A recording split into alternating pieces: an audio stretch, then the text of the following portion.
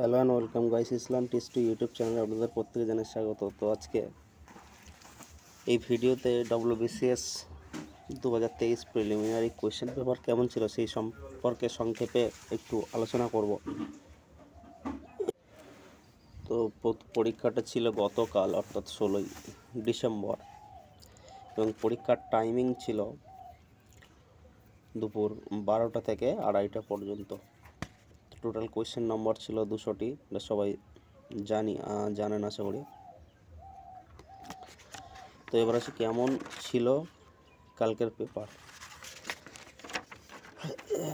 দেখুন, ওয়েস্ট বেঙ্গলের ম্যাক্সিমাম স্টুডেন্টগুলো কী হয়, ইংলিশে একটু দুর্বলতা থাকে প্রথম থেকেই। সে দুই একজন থাকে হাতে গোনা যাদের ইংলিশটা খুব ভালো হয়।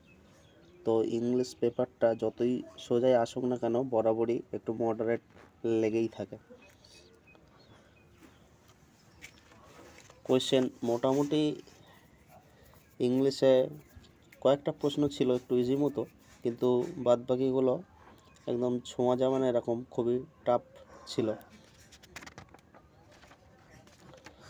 এবারে সেই ইতিহাসের কিছু কোয়েশ্চেন ছিল ইজি, আবার কিছু কোয়েশ্চেন ছিল অনেক ভিতর থেকে ডিপ কোয়েশ্চেন। যারা অনেক স্টাডি করে গিয়েছিলেন তারা অবশ্যই পেরেছেন, আর যারা ওই ওয়ান লাইনার করে গিয়েছিল, ভেবেছিল হয়তো ওয়ান লাইনার করে গেলেই WBCS প্রিলি ক্র্যাক হয়ে যাবে, তাদের পক্ষে কিন্তু প্রিলি পাস করা চাপ হয়ে যাবে।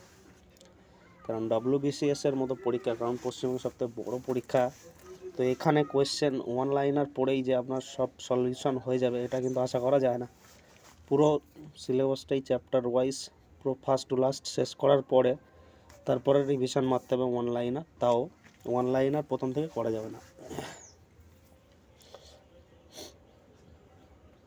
তো ম্যাথের কথা বলি, ম্যাথ খুব একটা বেশি ছিল না, হাতে গোনা 4-5টা মতো ম্যাথ ছিল, এবং রিজনিংও ওইরকম খুবই কম।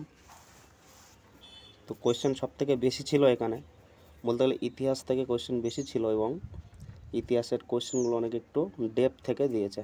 এছাড়া ইংলিশ কোয়েশ্চেন 25টাই ছিল। ইকোনমিক্সের কিছু কোয়েশ্চেন ছিল খুবই টাফ, যেগুলোকে কারেন্ট অ্যাফেয়ার্স হিসাবেও ধরা যায়। তো কারেন্ট অ্যাফেয়ার্স ইকোনমিক্সের কোয়েশ্চেন ছিল খুবই টাফ।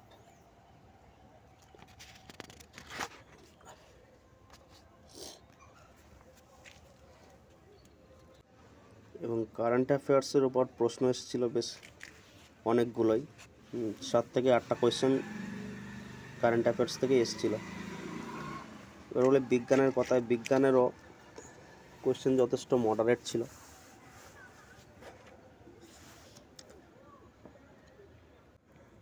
কয়েকটি কারেন্ট অ্যাফেয়ার্স সেখানে বলা যেতে পারে, আপনারা শুনলে বুঝতে পারবেন যে কারেন্ট অ্যাফেয়ার্স কেমন এসেছিল। একটা কোয়েশ্চেন ছিল এরকম, 2023-24 সালে কেন্দ্রীয় বাজেটের অধিকাংশ ব্যয় কোন খাতে যায়।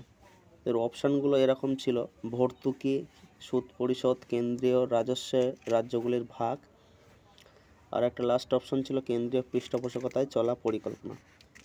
কিন্তু এই একটা কোয়েশ্চেন ছিল। আর একটা কোয়েশ্চেন ছিল এরকম যে ভারতের কোন প্রতিবেশী রাষ্ট্র 4 ফেব্রুয়ারি 2023 তারিখে তাদের 75তম স্বাধীনতা দিবস পালন করেছে। অপশান ছিল ভুটান, নেপাল, শ্রীলঙ্কা না বাংলাদেশ। তো এরকম কোয়েশ্চেন ছিল। আরও একটি কারেন্ট অ্যাফেয়ার্স এরকম ছিল যে কোন দেশ আর্টিফিশিয়াল মুন এর প্রকল্প গড়ে তুলেছে। তো এটা আশা করি উত্তর চীন হবে, চীন অপশানে ছিল।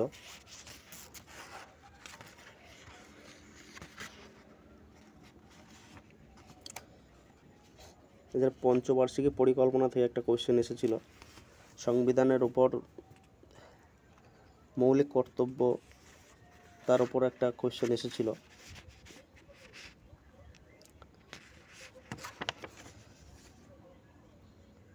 আরও একটি কারেন্ট অ্যাফেয়ার্স ছিল এরকম, 2023-24 সালে কেন্দ্র কোন খাতে ভর্তুকির সবচেয়ে বড় অংশ বরাদ্দ করেছে। তো খাদ্য খাতে, ঋণের সুদের খাতে, সার না পেট্রোলিয়াম, এরকম একটা কোয়েশ্চেন ছিল। একটা স্ট্যাটিক জিকে ধরতে পারেন যে বিমস্টেকের প্রধান কার্যালয় কোন শহরে ছিল। এরকম কিছু কিছু কোয়েশ্চেন ছিল যেগুলো খুবই মডারেট লেভেলের। অন্যান্য পরীক্ষায় এত টাফ আসে না, যেহেতু ওয়েস্ট বেঙ্গলের সবথেকে বড় পরীক্ষা WBCS, তো এখানে কোয়েশ্চেন একটু তো হার্ড হবেই, মডারেট টু হার্ড হবেই, সব সময় এটা মনে রাখতে হবে।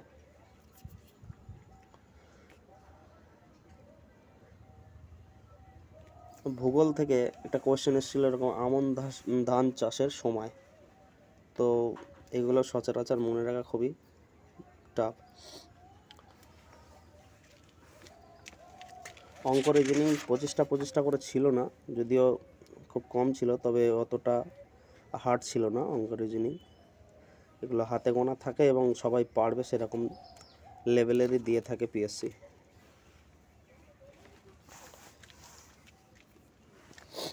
একটা কোয়েশ্চেন করছি, আপনারা শুনেছিলেন কি না দেখুন, বা অন্য কোনো এক্সামে এই কোয়েশ্চেনটা এসেছিল কিনা একটু বলতে পারেন। যে নাগা নারী নেতা গাইদিন লিউকে কে রানী উপাধি প্রদান করেছিলেন? সুভাষচন্দ্র বসু, জওহরলাল নেহেরু, ঠক্কর বাপ্পা না মহাত্মা গান্ধী?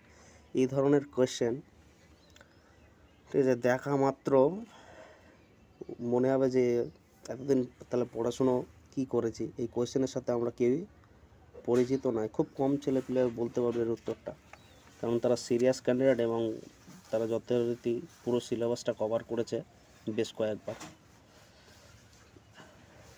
বিজ্ঞান থেকে কোয়েশ্চেন খুব হার্ড লেভেলের ছিল, যদিও বলেছি।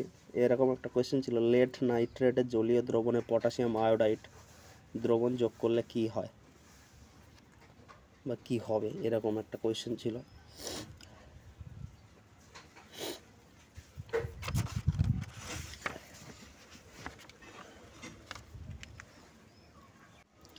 ভারতের অর্থনীতি থেকেও কোয়েশ্চেন ছিল, খুবই টাফ।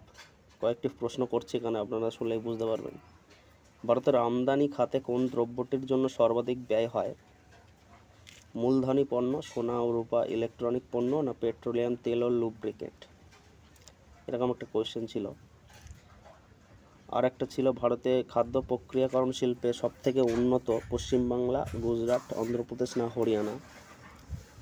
এছাড়া আর একটা কোয়েশ্চেন ছিল, সামাজিক অর্থনৈতিক পরিকল্পনা নিম্নলিখিত তালিকার অন্তর্ভুক্ত? ইউনিয়ন তালিকা, রাজ্য তালিকা, যুগ্ম তালিকা না সংরক্ষিত তালিকা? তো এই ধরনের কিছু কোয়েশ্চেন ছিল অর্থনীতি থেকে। আবার ইতিহাসে কিছু ইজি কোয়েশ্চেনও ছিল, যেমন প্রথম বৌদ্ধ সঙ্গীতি কোথায় হয়েছিল, ঠিক আছে, অমুক্ত মাল্যদা কে রচনা করে, এরকম মায়োপিয়ার কারণ কি, ঠিক আছে, মায়োপিয়া হচ্ছে একটি চোখের রোগ, এরকম কিছু কিছু সহজ ছিল। কিন্তু বাকিগুলো, আরও একটি কোয়েশ্চেন যেমন ধরুন, হিন্দুস্তানের তোতা পাখি কাকে বলা, এগুলো সহজ কোয়েশ্চেন, এগুলো অন্যান্য পরীক্ষাতেও এসেছে অনেকবার। কিন্তু বেশিরভাগগুলোই একটু টাফ এবং ডেপথ থেকে দিয়েছে, ঠিক আছে। কারেন্ট অ্যাফেয়ার্স আর একটা কোয়েশ্চেন ছিল এরকম, ভারতবর্ষের কোন কেন্দ্রীয় মন্ত্রকের সাথে নেট 3.0 মঞ্চটি জড়িত? Ministry of education, ministry of health and family welfare, ministry of commerce and industry, ministry of corporate affairs? আরও একটি কারেন্ট অ্যাফেয়ার্স, আন্তর্জাতিক কাস্টমস ডে বা কাস্টমস দিবস 2023 কোন মাসের কত তারিখে পালিত হয়? অপশান ছিল 25শে জানুয়ারি, 26শে জানুয়ারি, 27শে জানুয়ারি না 28শে জানুয়ারি? এছাড়া আর একটি কারেন্ট অ্যাফেয়ার্স ছিল, ভারতবর্ষের রিজার্ভ ব্যাঙ্ক 2022 সালে কোন নতুন বিভাগের সৃষ্টি করেছে? Department of artificial intelligence, department of fintech, department of data science না ডিপার্টমেন্ট অফ ডিজিটাল কারেন্সি? তো আমরা দেখতেই পাচ্ছেন কারেন্ট অ্যাফেয়ার্স যথেষ্ট পরিমাণে এসেছিল। আমি এই পর্যন্ত 8 থেকে 9টা বলেই দিলাম কারেন্ট অ্যাফেয়ার্স।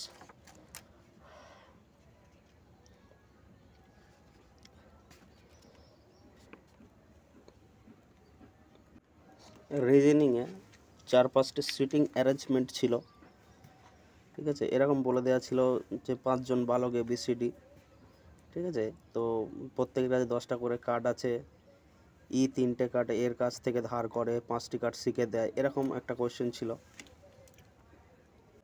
আর একটা কোয়েশ্চেন ছিল ABCDEF একটি ষড়ভুজ আকৃতির টেবিল নিয়ে ঘিরে বসে আছে, হ্যাঁ, তো এগুলো সাজিয়ে বলতে হবে কে কার মুখোমুখি আছে, এরকম একটা কোয়েশ্চেন ছিল রিজনিং থেকে। আর একটা রিজনিং এরকম ছিল, সিটিং অ্যারেঞ্জমেন্ট এর মতোই ABCDE 5 জন গড়ে 35 রান করে, DE এর থেকে 5 রান বেশি করে, EA এর থেকে 20 রান কম করে। তো এরকম ধরনের একটা রিজনিং ছিল।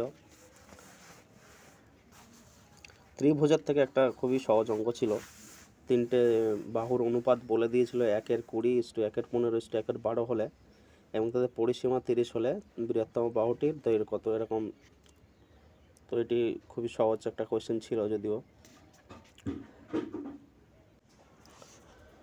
তো এরকমও রিজনিং ছিল যে একটা নাম্বার বলে দিল 72189 নির্দেশ করে PARDON, পার্ডন, তাহলে ডেমোক্রেসি কি নির্দেশ করবে। তো এরকম দুটো কোড ওয়ার্ড দেওয়া ছিল। তো এগুলো জাস্ট দেখে দেখে কোন লেটারের জন্য কোন নাম্বারটা ব্যবহার করা আছে এটা বসিয়ে দিলেই হয়ে যেত। এটা খুবই সহজ ছিল। একটা অঙ্ক ছিল এরকম, 6000 টাকার একটা চেক ব্যাংকে ভাঙাতে গেলে ব্যাংক 200 টাকা ও 100 টাকার নোট মিলিয়ে 48টা নোট দেয়। তো 200 টাকার নোট বা 100 টাকার নোট কটা ছিল, এরকম এক ধরনের একটা কোয়েশ্চেন এসেছিল।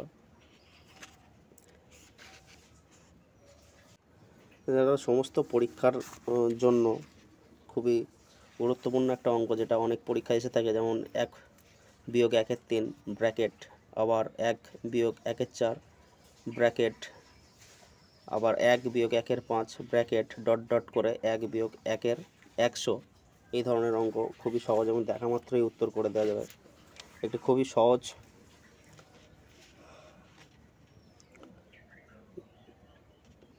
রিজনিং এসেছিল। এখানে এরকম একটা ছিল যে বই, বাংলা বই এবং উপন্যাসকে নির্দেশ করে কোন ভেন চিত্র বা ভেন ডায়াগ্রামটি। পাস ফেল থেকে একটা অঙ্ক এসেছিল, যেমন ধরনের অঙ্ক অন্যান্য পরীক্ষাতেও এসে থাকে, যে একটি পরীক্ষায় ইংরাজিতে 55%, অঙ্কে 65% এবং দুটিতেই 24% পরীক্ষার্থী ফেল করেছে, তো দুটি বিষয়ে পাসের হার কত, এই ধরনের একটা অঙ্ক এসেছিল। তো একটি ট্রিকি ম্যাথ এসেছিল এরকম, যে একটি স্কুলে ক্লাস 6 থেকে 8 প্রতিদিন 6টা করে ক্লাস এবং 9, 10 প্রতিদিন 7টা করে ক্লাস থাকে। যদি কোনো শিক্ষককে প্রতিদিন 5টার বেশি ক্লাস না দেওয়া হয় তবে ক্ষুদ্রতম বা সর্বনিম্ন কতজন শিক্ষক দরকার। তো এরকম একটি ট্রিকি কোয়েশ্চেন দেওয়া ছিল। আরেকটি রিজনিং ছিল ট্রিকি, যেমন 18/7/2002, তো এটা সাল, মাস এবং ডেট দিয়েছিল। তারপরে ছিল 18/7/2002, তারপরে ছিল 25/7/2002, তারপরে 2/8/2002, তারপরে 11/8/2002, তারপরের কোন দিন মাস আসবে সেটা দেখতে হবে। তো এগুলো কতদিন করে গ্যাপ হচ্ছে, এটাও রিজনিং টাইপের ছিল। এগুলো একটু ট্রিকি বাট ইজি। আর একটি খুবই ট্রিকি অঙ্ক ছিল এরকম, যে ক্লাসে A র্যাঙ্ক পেয়েছে 10 এবং B র্যাঙ্ক পেয়েছে 38 শেষ থেকে। বি এর রেজাল্ট A এর থেকে ভালো এবং তাদের দুজনের মাঝখানে দুজন শিক্ষার্থী আছে, তাহলে কতজন শিক্ষার্থী আছে টোটাল। এই ধরনের ট্রিকি কোয়েশ্চেন দিয়েছিল। এছাড়া একটি রিজনিং ছিল ঊর্ধ্বক্রমে সাজানো ABCD 4 জন বন্ধু এরকম দেওয়া ছিল, DC এর থেকে বড় কিন্তু B এর থেকে ছোট, A বড় কিন্তু সব থেকে বড় নয়, এই ধরনের। তো সব থেকে ঊর্ধ্বক্রমে সাজিয়ে সব থেকে বড় কে বা ঊর্ধ্বক্রমে সাজালে পরপর কোনটা হবে সেটা। এছাড়া একটা ছিল শূন্যস্থান পূরণ ছিল ST-S-TR-SS-RSST-S। তো এগুলোর একটু টাইম টেকিং যদিও, তবে ইজি। এই ধরনের রিজনিং এসেছিল। ইতিহাসের বেশ কিছু টাফ কোশ্চেন, যেগুলো আমার পেপার দেখার পর মনে হয়েছে, একটু বলে দিচ্ছি কয়েকটা, আপনারা শুনলে বুঝতে পারবেন যে কেমন কোশ্চেন। যেমন এখানে একটা কোশ্চেন দেখছিলাম, ভাইকম সত্যাগ্রহ 1924 সালে যে জন্য সংগঠিত হয়েছিল। আর একটি ইতিহাসের টাফ কোশ্চেন হচ্ছে 1907-তে কংগ্রেসে প্রথমবার ভাঙনের পর আবার 1918-তে দ্বিতীয়বার যে ভাঙন ধরেছিল কোন ঘটনাকে কেন্দ্র করে, এরকম একটা কোশ্চেন ছিল। নেক্সট আরও একটি কোয়েশ্চেন ছিল যে কে পর্যবেক্ষণ করেছিলেন যে বাস্তবে কংগ্রেস একটি অস্ত্রহীন গৃহযুদ্ধ ছাড়া আর কিছুই না। নেক্সট আরও একটি ইতিহাসের কোয়েশ্চেন ছিল, যেমন 1940 এর অক্টোবর মাসে মহাত্মা গান্ধীর মনোনীত সত্যাগ্রহী যিনি ব্যক্তিগতভাবে সত্যাগ্রহ পালন করেছিলেন তিনি কে ছিলেন। তো এরকম একটা কোয়েশ্চেন ছিল, দেখছিলাম। তারপরে ছিল বোম্বাই ত্রিমূর্তি নামে কারা পরিচিত। এগুলি খুবই টাফ বলে মনে হয়েছে প্রশ্নপত্র দেখার পর। এছাড়া কিছু সহজ কোয়েশ্চেন ছিল, যেমন কনিষ্কের রাজধানী কোথায় ছিল, মদনলাল ধিংড়া কার্জন উইলিকে হত্যা করেছিলেন কেন, প্রথম কাগজ কল কোথায় স্থাপিত হয়। এই ধরনের কিছু কিছু কোয়েশ্চেন ছিল সহজ, কিন্তু বেশিরভাগটাই ছিল টাফ, মডারেট টু হার্ড বলা যায়। ভূগোলের থেকে কিছু কোয়েশ্চেন ছিল এরকম, যেমন বিশ্বে ভারতের ডাক মান ডাক পরিষেবায় কত নম্বর। তারপরে হচ্ছে ডিম উৎপাদন জড়িত কোন বিপ্লবের সাথে, এরকম একটা ছিল। দুগ্ধজাত দ্রব্য উৎপাদনে ভারত তুলনামূলকভাবে কম কেন, তার কারণ বলতে হবে। ভারতের প্রধান তন্তু ফসল কী ছিল, এরকম কিছু কিছু কোয়েশ্চেন ছিল। যার ছিল মানুষ জমি অনুপাত বলতে কী বোঝো, সেরকম একটা কোয়েশ্চেন ছিল। ভারতবর্ষে কোন প্রতিবেশী রাষ্ট্র তাদের প্রথম নাগরিক সংশোধন বিল পাস করেছে। ভারতের বৃহত্তম কাগজ শিল্প কেন্দ্র terminator tank support system the BMPT কোন দেশের প্রকল্প। আর একটা কোয়েশ্চেন ছিল এরকম, যে ভারতের জনবিস্ফোরণ কোন সময়ের মধ্যে হয়েছিল, কিছু কিছু সাল দেয়া ছিল। তো এই কোয়েশ্চেনগুলো সচরাচর উত্তর দেওয়ার মতো সবাই উত্তর দিতে পারে না। তো প্রশ্নপত্র তো আলোচনা করছি, আপনারা কমেন্ট করে জানাবেন যে এই কোয়েশ্চেনগুলো দেখার পর কেমন মনে হচ্ছে, যে পিএসসি কেমন ধরনের কোয়েশ্চেন করেছে, সহজ, মডারেট না হার্ড। অবভিয়াসলি যারা পরীক্ষা দেয় তারাই সঠিকভাবে অ্যানালিসিস করতে পারবে। আমরা তো এখান থেকে ওইভাবে কিছু অ্যানালিসিস করতে পারবো না, কারণ পরীক্ষা হলের অ্যাপিয়ারেন্স একরকম থাকে এবং বাইরের অ্যাপিয়ারেন্স আলাদা রকম থাকে। তো বাইরে থেকে যতই প্রেডিকশান করা হোক না কেন, পরীক্ষা হলের মতো প্রেডিকশান করা সম্ভব নয়। তো বললাম কোন কোন সাবজেক্ট থেকে কেমন কেমন ধরনের কোয়েশ্চেন এসছে। অর্থনীতি, ইকোনমিক্স, পলিটি বলুন, সবই ডেপ থেকে কোয়েশ্চেন এসছে এবং কোয়েশ্চেন লেভেল যথেষ্ট হার্ড। বিশেষ করে প্রিভিয়াস যত ইয়ার হয়েছে, প্রিভিয়াস ইয়ারে যতগুলো পরীক্ষা হয়েছে তার থেকে এটা হচ্ছে সব থেকে টাফ বলতে পারেন। তো কাট আপ নিয়ে তো কিছু আমরা এখান থেকে প্রেডিকশান করতে পারবো না, আর অফিসিয়াল আনসার কি খুব তাড়াতাড়ি আশা করি দিয়ে দেবে। তো আজকের ভিডিওটি এটুকুই। অবশ্যই কমেন্ট করে জানাবেন যে অ্যানালিসিসটা কেমন হয়েছে, যাতে নেক্সট ভিডিও আবার আনতে মোটিভেটেড থাকি। Thanks for watching.